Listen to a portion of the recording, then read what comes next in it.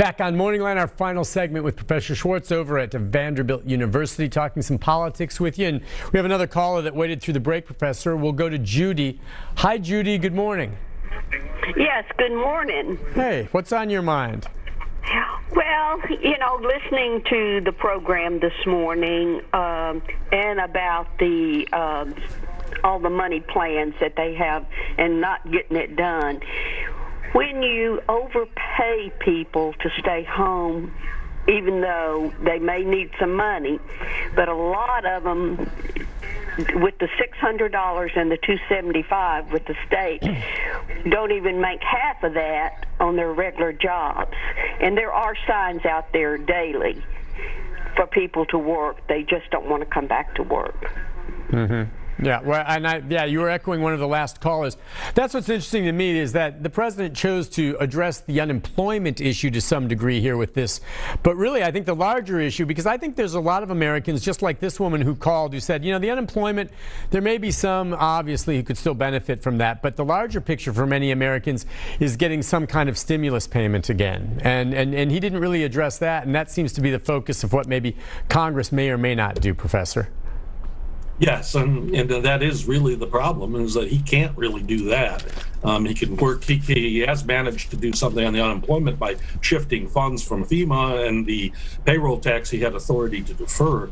So he has some possibilities, but there are limits to his authority. And, technically in the Constitution, and well, not just technically, legally, the Congress is the source for funding. Hey, by the way, the president did say, if elected too, he might consider doing away with the payroll tax. And I just wondered if you can tell me what he means by this. My understanding is that the payroll tax is kind of what comes out and goes into Social Security. Is he talking about getting rid of Social Security?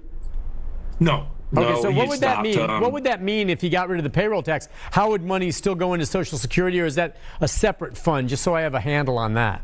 Yeah, there's Social Security, and there's also payroll taxes that are taken out on the presumption of what you owe in taxes. And he's been advocating, of course, a reduction in that. The Social Security tax is separate from that payroll tax on your check. Okay, I'm sorry, and I'm glad you clarified. I just wanted to be clear. I wasn't sure because there's so much being pulled out of our check, right? And so I wanted to double check on that. Let's go to Mike. Mike, good morning. Hi, Mike.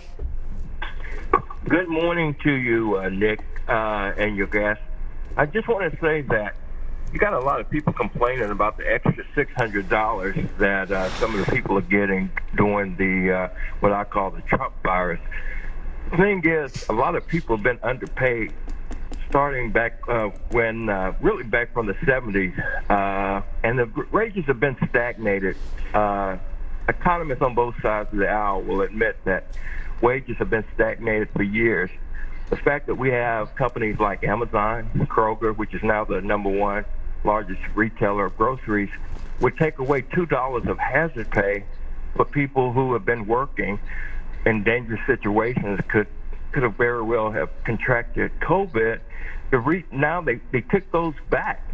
For a long time, people have been underpaid, and for them to finally get a little bit of that back, I have no problem with. And we should be ashamed as a nation when we have these Amazon, these multi-billion-dollar companies that won't pay these people a decent living wage. Yeah, well, and that's why you have companies like Advanced Cash America, Speedy Cash, because people need to go to these places because they're just not making enough money. And once they go to these places, they're basically tied in with a legal mobster type operation. Yeah, it's a tough situation. I don't doubt what he's saying about some of the wages and such, but addressing it through the unemployment. And by the way, when it comes to the extra $600 in Tennessee, I mean, considering Tennessee's maximum you get is $275 a week, okay, I get it. I get it. But like you said, Professor, it varies from state to state, and Tennessee is one of the lower unemployment states in the country.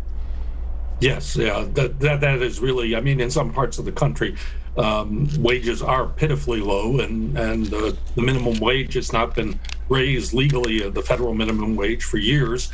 And that's why you've had, of course, this movement toward the $15 minimum wage as a national effort. Sure. All right, real quick, let's talk just about what we expect to hear. It looks like here we are now in August.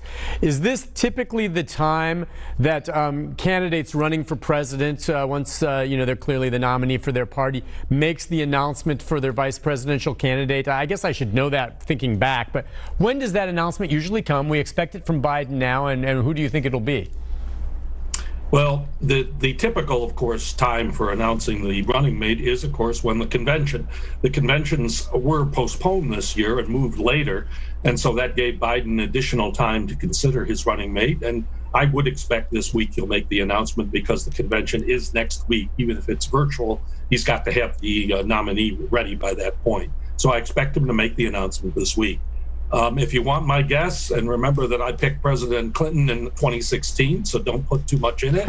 But my guess would be that he will pick Kamala Harris. I make that guess, even though there are strong arguments for many of the other figures on the list.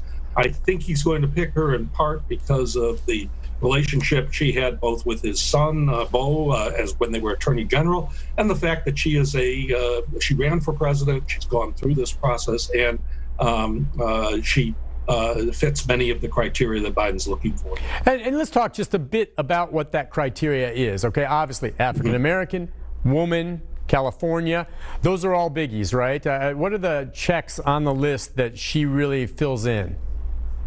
Well, she's certainly the ones you mentioned, but I think also the fact that she's been in the Senate, that she's been tested. I think he also obviously has to look at, given that he'll be 78 when he's inaugurated, he has to look at someone who could potentially take charge, that is a future president. I think in that sense, there is a sort of tension there because on the one hand, he wants to pick someone who can be president. On the other hand, he doesn't want to pick someone who's going to show him up or assert leadership over him. So it's sort of a mix. But I think he will, in the end, have to pick someone he's comfortable with, that can assume the presidency, that he feels is confident and able to do so.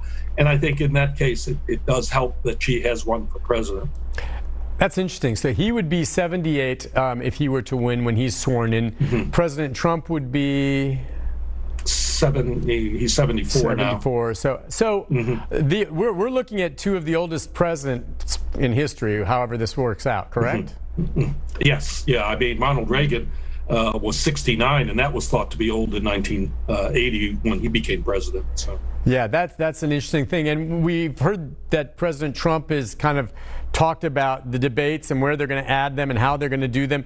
What are your thoughts on how the debate's going to work out? Will some of these be done virtually? Or you imagine the candidates will be, or the president and Joe Biden will be in a room, obviously socially separated. Of course, there won't be a live crowd, I guess. How will they do that, you think? And how many do you think we'll see? That, I think, can depend on where the pandemic is in October. For example, if they were to have an event at Belmont, like it's expected in October, right now, given current circumstances here, they probably would have to keep out a live crowd, and they would have to have it socially distanced. I think Biden will, in the end, have to debate. I don't think he can, as some of people have been urging him, ignore the debates. But there could be a virtual debate. There could be circumstances that make it very different from past presidential debates. And that is something I think we still, the progress of the pandemic and the way in which it will affect the various states where the debates are scheduled is certainly going to be on the table. And usually it's the incumbent that's maybe more willing to say, let's pass on the debates. But talk about the strategies here. It sounds to me clearly like President Trump wants to seek out the debates and have them, and have at least 4. And Biden, I think, is, you're right, going to agree to do them. But why would you say that he's been encouraged maybe not to do as many? Oh, well, I think because he's leading. He's leading substantially in the polls now. The Real Clear Politics has it between 7% and 8%. And incumbents and those favored generally don't like to have the debates because the debates can lead to a certain amount of uncertainty. You could make a gaffe. Joe Biden has in the past made mistakes when he was making comments and that, and Trump could jump on it. The debates are... we have occasionally probably given too much importance to what they do to the election. But given how the trends in the country, one of the few things President Trump might do to reverse his electoral prospects would be the debate. So that's why he's so insistent on wanting them. All right. And when do you think we'll start seeing a lot of those political ads, or have they started running? I'm talking about for the presidential race. They've certainly started running on the cable networks. Okay. I guess I've seen some, but I mean, yes. I guess I just talk about, and I probably in Tennessee we won't see it to the level we did in this recent Senate primary, will we? No, because Tennessee is really thought to be a red state fairly solidly. So we people who are on the border, say with North Carolina, would get a lot because North Carolina is a battleground state, and so that. But I don't think we'll see quite as much. Although the as I say, the national cable networks are getting lots of ads already.